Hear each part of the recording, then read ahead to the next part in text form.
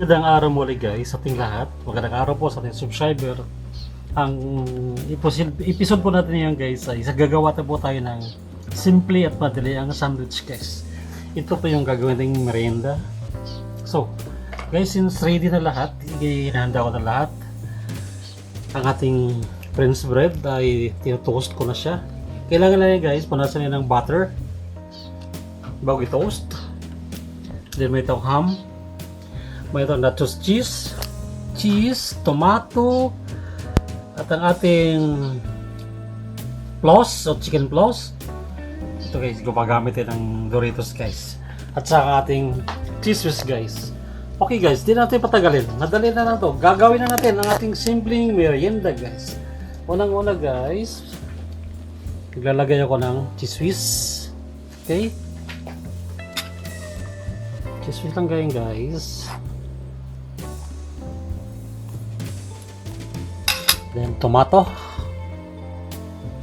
Kinakamay ko na to guys kasi ako lang naman kakain to guys ha. Then ang ating ham. Smoke ham to guys. Okay, smoke ham.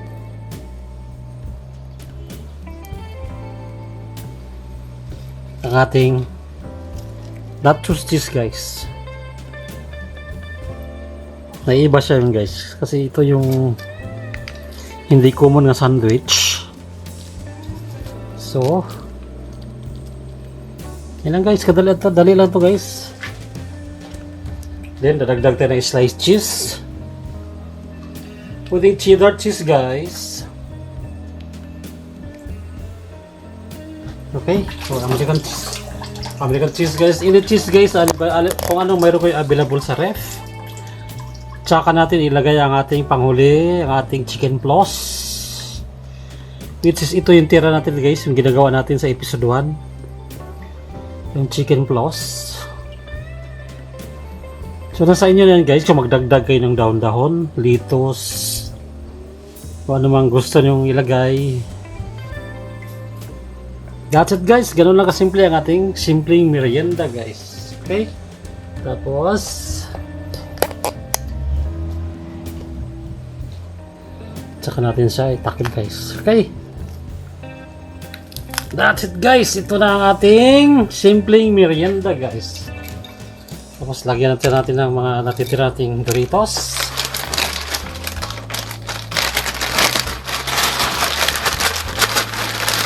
Durog-durog ito guys. Wala na yung malalaki. Okay. Ano lang guys. Okay, swak na ang ating merienda guys. Thanks for watching guys.